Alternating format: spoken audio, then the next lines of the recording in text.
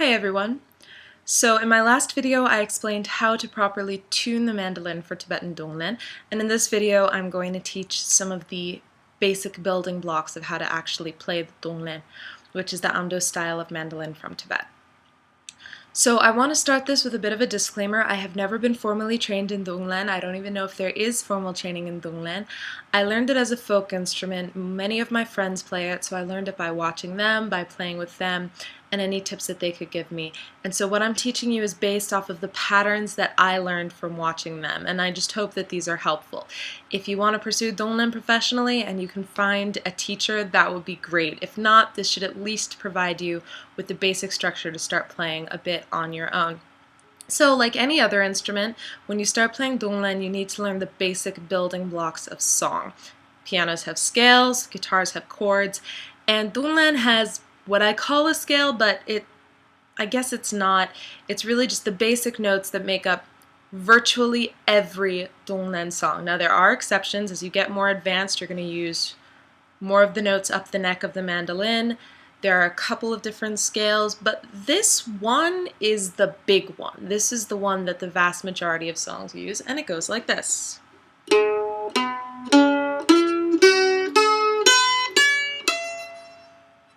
There you go.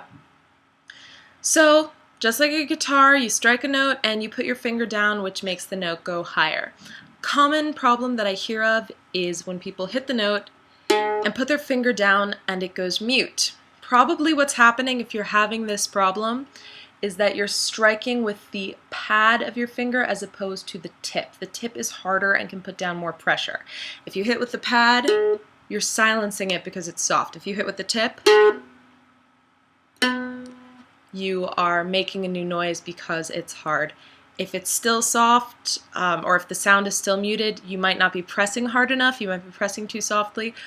And also, if you haven't played a lot, you probably don't have any calluses on your fingers and it's going to hurt a little bit, but that just lasts a day or two, so it's not a big deal. Okay, so on to this basic scale. For the sake of ease, I'm going to use some piano terminology. This is your hand.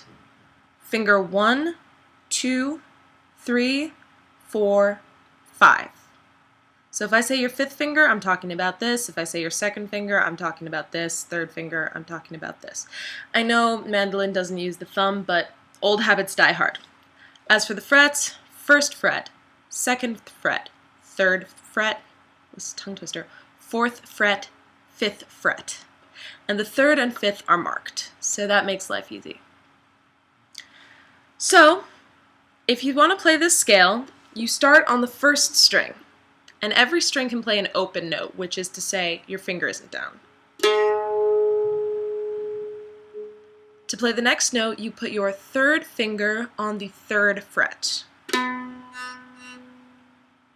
To play the next note, you play the second string open-handed. Then your third finger on the third fret. So for the first two strings, the lowest two strings, you've got the strings with no fingers down and the strings with the third finger on the third fret. Pretty easy to remember. So it's either open or third for the first two. Easy. For the next two, you've got open, second finger, second fret. Open, second. And the identical thing for the highest string. Open, second. So for the first two strings, you have open, third, open, third. For the top two strings, you have open, second, open, second. I'm going to tune this slightly.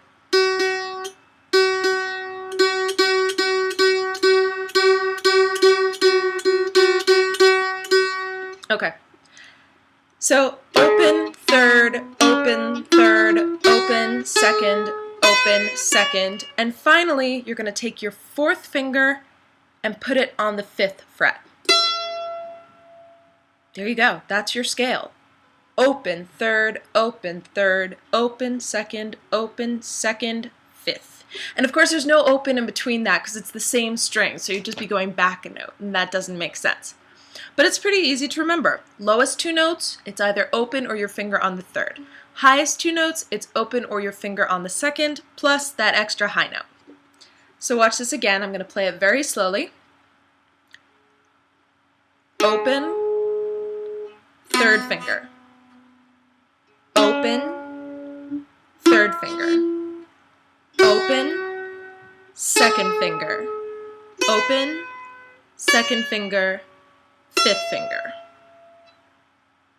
Now, one exercise I like to give my students when they're learning how to play mandolin is just really boring. Go up the scale, go down the scale.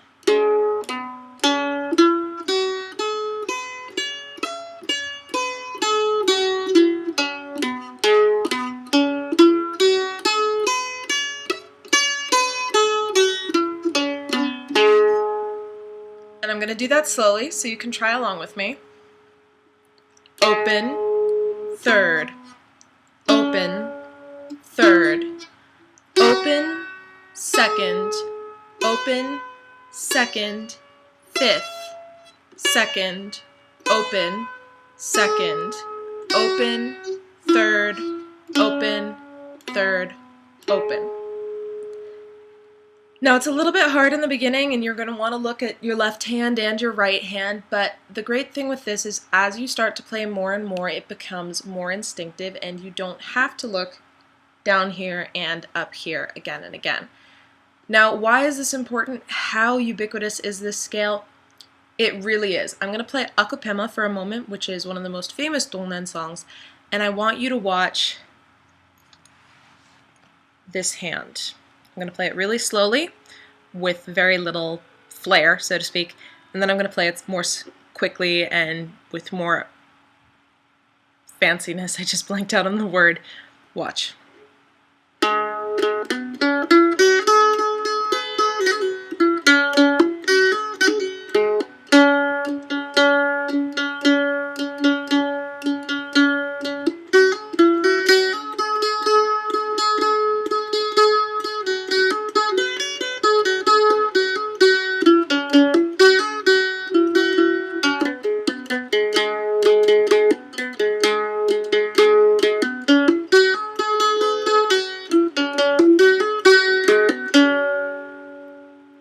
So the only notes I hit were open third, open second, and I don't even think Akupema has the fifth.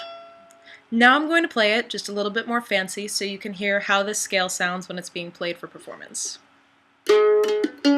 Sorry.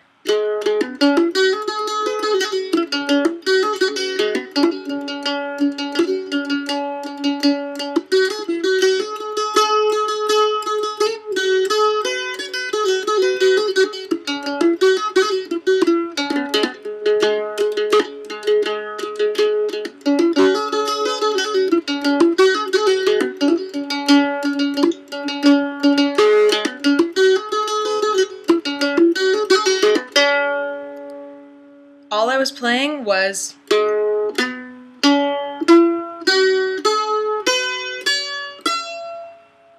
which means that once you have this scale down and once it feels a little bit more instinctive, you can play virtually all of the basic Dunglen songs.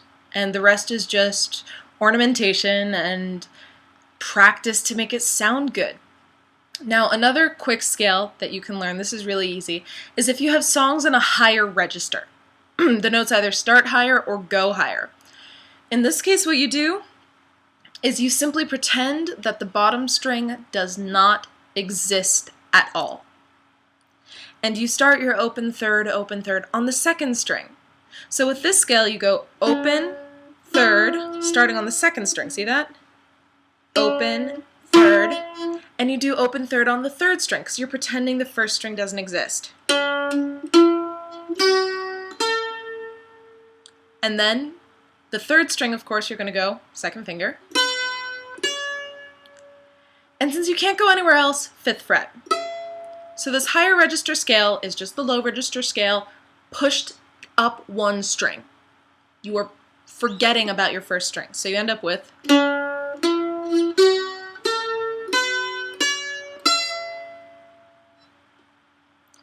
And again, I'm going to show you how that's played, just really slowly. Starting on the second string.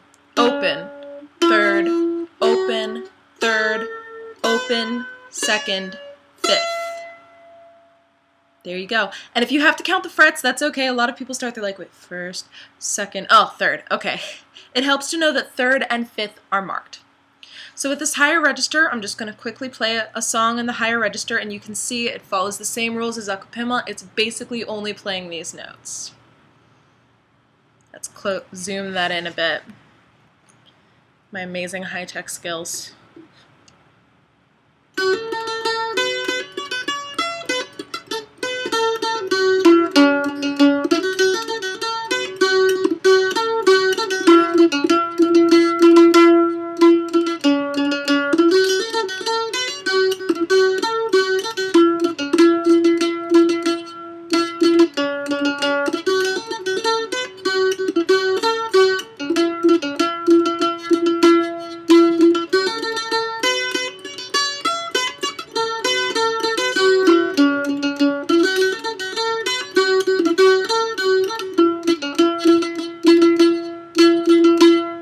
So again, the only notes I played.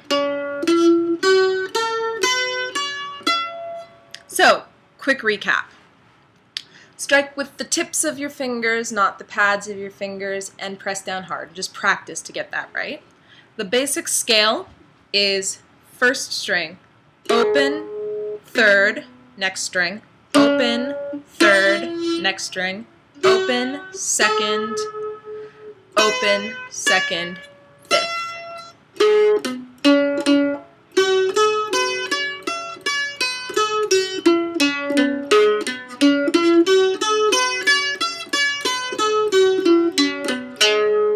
And the high register scale is the exact same thing, starting from the second note and starting from the second string and skipping the first string entirely.